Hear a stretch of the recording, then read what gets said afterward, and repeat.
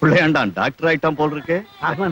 அண்ணா, நீங்க செஞ்ச உதவிக்கு என் உடம்பு தோலை செருப்பா தைச்சு போடலாம். இவர் என் தோப்பனரா இருக்கலாம். அந்த ஸ்தானத்துல உங்களைத்தான் நான் பாக்குறேன். தினம் உங்க போட்டோ நமஸ்காரம் பண்ணிட்டு தான் மத்த தெய்வத்தை நான் நமஸ்காரம் பண்ணேன். ஐயோ, அதெல்லாம் ரொம்ப தப்பு. எவையா தர்மகர்த்தா? அது அவர்தான். இன்னைக்கு 9 மணிக்கு ஏன் கட்டல? நான் வர்றதுக்கு முன்னாடி எவையா உன்னை பூஜை முடிக்க சொன்னது? முதல்ல கொஞ்சம் பொறுமையா மரியாதை கொடுத்து பேசணும். யோ, பொறுமை மரியாதை இதெல்லாம் நீ எனக்கு சொல்லி தர வேண்டாம். நான் வர்றதுக்கு முன்னாடி எவையா உன்னை பூஜை முடிக்க சொன்னது? பகவானுக்காக நாம காத்திருக்கோம், நமக்காக பகவான் காத்திருக்க. நீங்க 9 மணிக்கு வரல, அதனாலதான் நான் பூஜை ஆரம்பிச்சேன். ஓஹோ, தத்துவம் பேசுறாரா? இத பாரியா, இப்பவே எனக்காக இன்னொரு தடவை அபிஷேக பூஜை நடந்தாகணும். என்ன சொல்ற? பண்ணுவோம். நாளை காலையில கரெக்டா 9 மணிக்கு வந்துருங்க. இப்ப முடியாதா? முதல்ல கையெடு. இப்ப பூஜை நடக்குமா நடக்காதா அதை சொல்லியா முதல்ல. இது ரொம்ப அராஜகம். கையெடு. கையடியா? அவர் எவ்வளவு பெரிய மனுஷன், தர்மகர்த்தா. கொஞ்சம் கூட மரியாதை இல்லாம கழுத்துல கை போடுறீங்க. ஏயா, நீங்க எல்லாம் வேடிக்கை பார்த்துக்கிட்டு இருக்கீங்களா? இப்ப நீ கையை எடுக்கல, இங்க ஒரு கொலையே விழுகும். எடியா?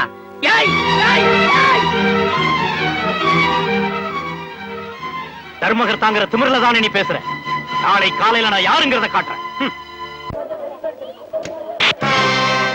சில பேரை சொல்லி திருத்தலாம், சில பேரை அடிச்சுதான் திருத்தணும். மரியாதையா சாஸ்திரி காலில் விழுந்து மன்னிப்பு கேட்க போறே இல்லையா?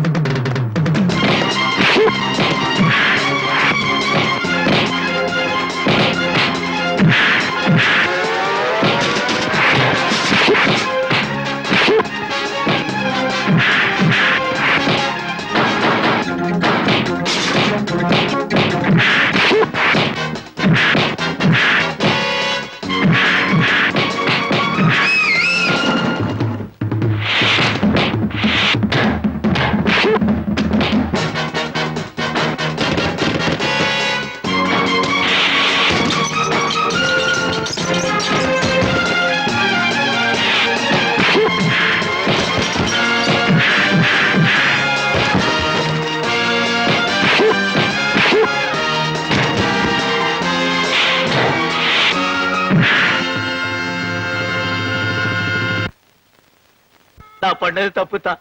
என்ன மன்னிச்சிருக்க, என்ன மன்னிச்சிருக்க. தப்பு பண்றது சகஜம், மன்னிச்சிட்டாரு. போ போ. நம்ம பையன் தான் உங்க கால்ல விழுந்து மன்னிப்பு கேட்டே ஆகணும்னு பின்னிட்டான்ல. சாமி, பையன்கிட்ட ஏதாவது சொல்லணுங்களா? வீதியில போகும்போது நாய் நம்மள கடிச்சா திருப்பி நாம அதை கடிக்கிறது முட்டாள்தனம்னு சொல்லுங்க. சும்மாவா சொன்னா ஊமை ஊரை கெடுக்கும். பழமொழிகள் ஆல்வேஸ் கரெக்ட்.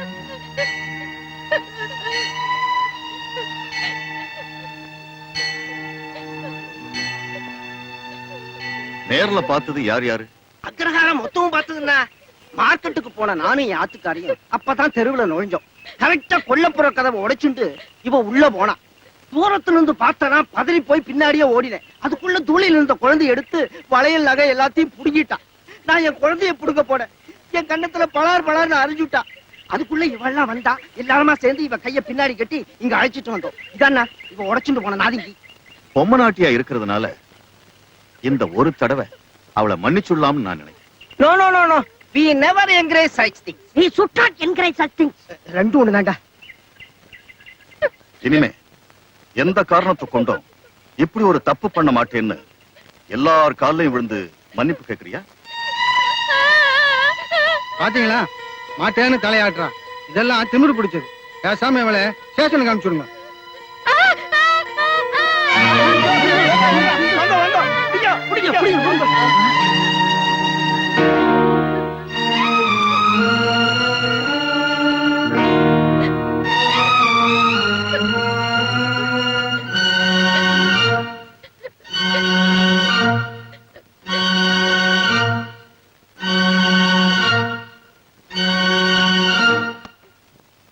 தப்பா நினைச்சுக்காதீங்க.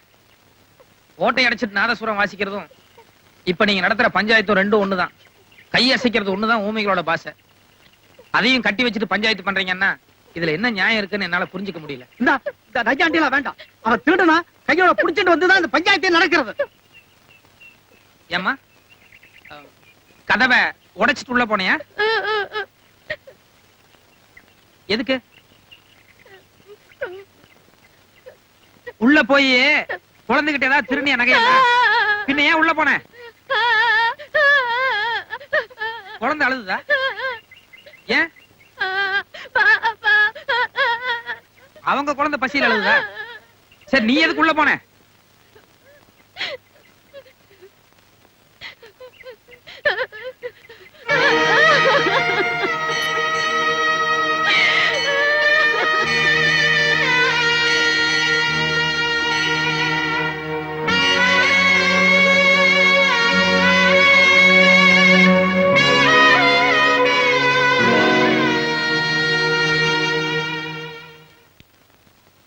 மாமி, குழந்தைங்க சொல்லி கொடுக்காம பழகுற ஒரே ஒரு வார்த்தை அம்மாங்கிறது தான். அதனாலதான் பொம்பளைங்களை தெய்வமா நினைக்கிறோம். நீங்களும் ஒரு அம்மா தானே? அந்த அம்மா என்ன சொல்றாங்கன்னு நிஜமா உங்களுக்கு புரியல? குழந்தை மேல சத்தியமா சொல்லுங்க, அந்த அம்மா என்ன சொல்றாங்கன்னு உங்களுக்கு புரியல? உங்க குழந்தைகிட்ட நகர்ந்துட்டு அந்த அம்மா வந்தாங்க. இல்ல கோபால், நான் உள்ள நுழைறச்ச அந்த அம்மா என் குழந்தைக்கு பால் தான் கொடுத்துட்டு இருந்தா. ஒரு பிராமண குழந்தைக்கு அர்ஜுன பொம்பளை பால் கொடுத்தான்னு தெரிஞ்சா அக்ரஹாரம் முழுக்க எங்களை காரி துப்பிடும். அத மறைக்கத்தான் நானும் எங்க ஆத்துக்காரர் திருடின்னு போய் சொன்னோம். இப்பவே என்ன எல்லாரும் எவ்வளவு இலக்காரமா பாக்குறா பார்த்தல. தயவு செய்து என்ன அக்ரஹாரத்தை விட்டு தள்ளி வச்சிடாதே. என் குழந்தைக்கு அர்ஜுன பொம்பளை பால் கொடுத்தது தோஷம்தான். அதுக்காக நீங்க என்ன பரிகாரம் செய்யணும்னு சொல்றீங்களோ அதை நான் செஞ்சு விடுறேன். தயவு செய்து என் குழந்தைக்கு பரிகாரம் செஞ்சுடுங்கடா, பரிகாரம் செஞ்சுடுங்க.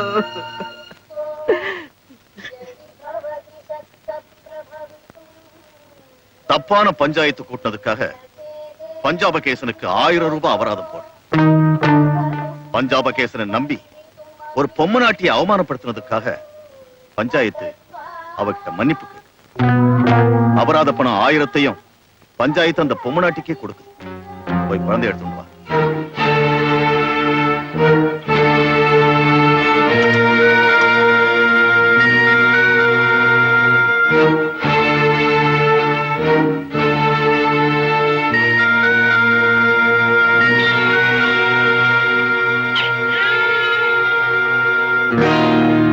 ஞான சம்பந்தர்னு ஒருத்தர் இருந்தாரு. அவரும் பிராமணன் தான்.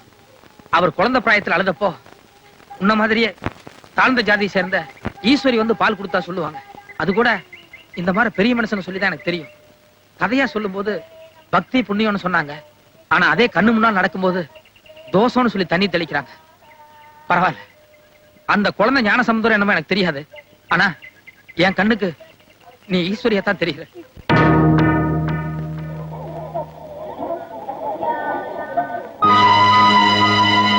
பிடிங்கோ, நான் இப்போ உங்க பொண்ணா வரல, பஞ்சாயத்து சொல்ற பெரிய மனுஷன் கிட்ட ஊர்ல ஒருத்தையா நியாயம் கேட்டு வந்திருக்கேன். ஊருக்கு ஒரு நியாயம், நீக்கு ஒரு நியாயம் வேண்டாம்.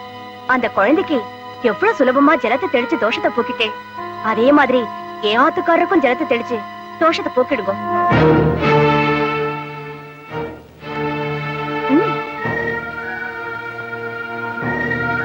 சம்பந்தி, சாமி, ஒரு சம்பு தண்ணியில போற சமாச்சாரம், அத போய் ஊற வச்சு இந்த இழுப்பு எடுத்துக்கிட்டு இருக்கீங்களே.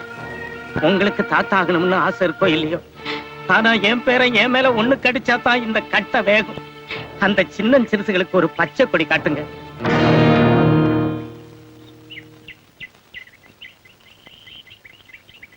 அம்மாடி, உங்க அப்பன் பச்சை கொடி காட்ட போறதில்ல. ஆனா அந்த ஆளுக்கு கூடிய சீக்கிரம் நான் சிகப்பு கொடி காட்டுறேன்.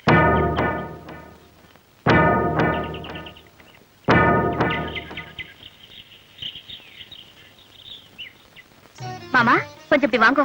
அத்தை, இப்படி வாங்கல மாமா. பரவாயில்லம்மா, இப்படியே சொல்லு. என்னம்மா தட்டுல என்ன? மாமாவையும் வர சொல்லுங்க. உங்க 2 பேர் கையில கொடுக்குறேன். என்னன்னு நீங்களே பார்த்து சொல்லுங்க.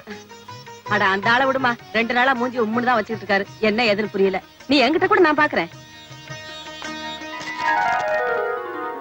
என்னம்மா இது?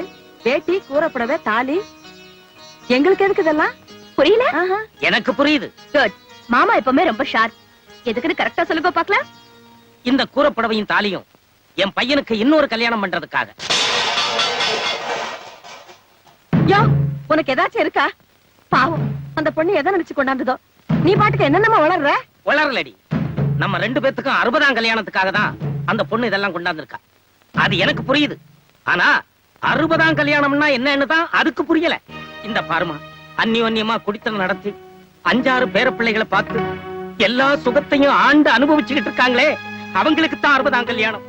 உன்னாலையும் உங்க அப்பனாலையும் தினம் எல்லா சித்திரவதைகளையும் அனுபவிச்சுக்கிட்டு இருக்கவே எங்களுக்கு இல்ல. யோ, ஏன் நெருப்பள்ளி கொட்டுற மாதிரி பேசுற? முட்டாத்தனமா சத்தியம் பண்ணது நம்ம பையன். அவனுக்கு கழுத்தை நீட்டின பாவத்துக்காக எல்லா சொத்து சொகத்தையும் உதறிட்டு வந்து தினம் இங்க பத்திய சோறு தின்னுக்கிட்டு இருக்குது. அதுகிட்ட நம்ம இல்லையா மன்னிப்பு கேட்கணும்? வாஸ்தவம் தான். தாள வேணா கூட பிடிக்கலாம். ஆனா 4 தலைமுறையா நம்ம குடும்பத்துல ஒரே ஒரு குழந்தை தான் பிறந்துகிட்டு வருது. அவ்வளவுதான் நமக்கு கிடைச்ச புத்திர பாக்கியம். இப்போ இவங்க அப்ப வாங்கின சத்தியத்தால நம்ம வம்சமே அடியோட அழிய போகுதே.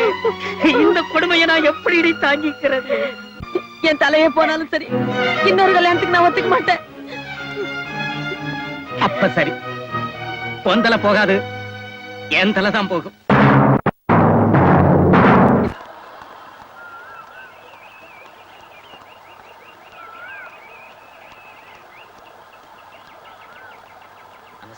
நமஸ்காரம். நமஸ்காரம்ண்ணா. என்ன எப்படி சொல்றதுன்னு தெரியல, சொல்லாமையே இருக்க முடியல. சுத்தி வளைக்காம விஷயத்தை சொல்லுங்க. கஷ்டமா இருக்கு, இருந்தாலும் சொல்றேன். ஊருக்கெல்லாம் பஞ்சாயத்து பண்றவா நீங்க, ஆனா